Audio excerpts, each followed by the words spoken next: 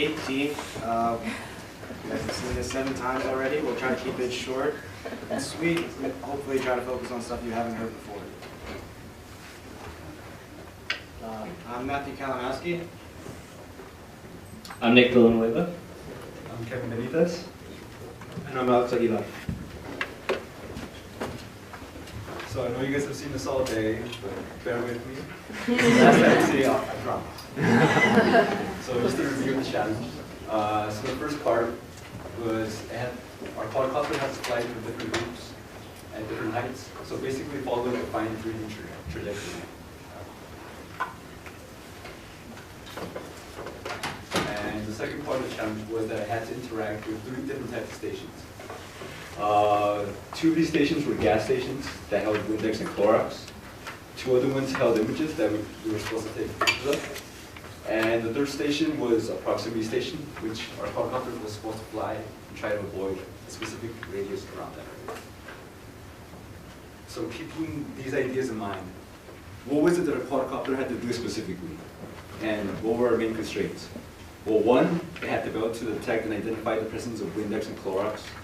2, it had to be able to take pictures and transmit a live feed video of where we were flying. 3, right. So in order to have the highest endurance possible, we had to keep it as lightweight as possible. So the DJI Phantom manual said that we should not exceed the max weight of 1,000 grams. So that was one major constraint, was trying to keep it as lightweight as possible.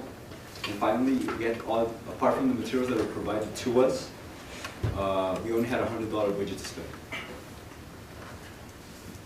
So we had many design considerations to work with, as the prior 7 teams demonstrated.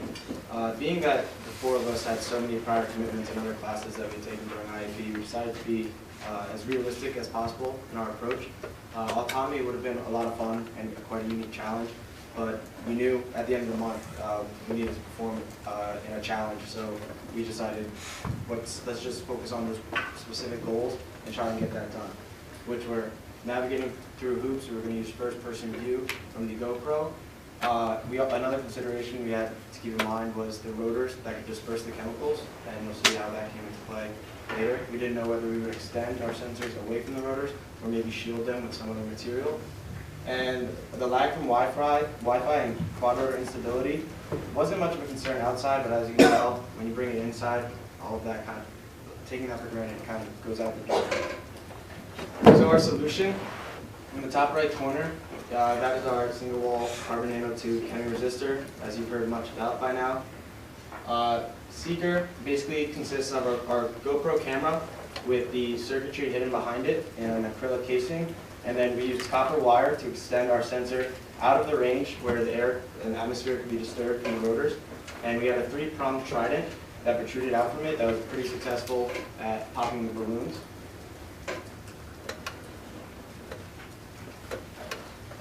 So analysis, our quadcopter we found out had approximately 15-minute flight time, and through some very intricate research, known as hit or miss, we found that it could actually reach 1,200 grams, or originally in the manual 1,000 grams. Also, the chemical sensors had a negligible weight when we were calculating the total weight that we would have to carry. C word, I know it's scary, but a cost other than what we were given, which was the quadcopter, the Arduino, and the sensor, we had 0 cost. So essentially a contribution margin of $100. Okay, so for this competition, all of our team members brought some prior knowledge to our team, and so Alex, for example, had the basic knowledge of the quad rotor. As soon as we got it, he opened it up, put it together, figured out how everything worked, how to calibrate it. So he was pretty much our expert on that and also this maintenance. And then we had Kevin, who designed and built the popping device that you saw earlier that extended out from beneath the quad rotor. And he also organized and made a lot of our presentations prior to this one throughout the program. And he also worked with maintenance on the quad rotor and calibrating it and making it work. And Matt brought a lot of programming experience, especially in C and Python. And he actually wrote the code for our chemical sensor.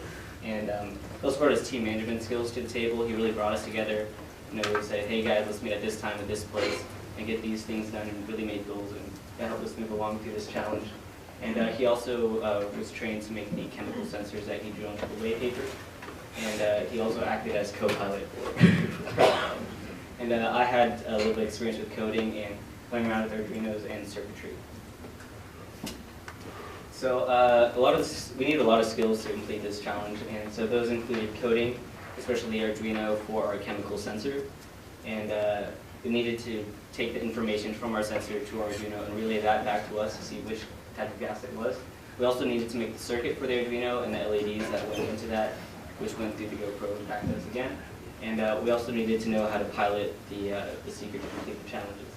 And we had to gain a lot of knowledge in order to complete the challenge. We learned a lot of coding, a lot of soldering, and how circuits work, and how to really bring everything together, including working as a team. And we also used a laboratory, so we learned some skills, some safety skills working there, and just bring everything together as a whole.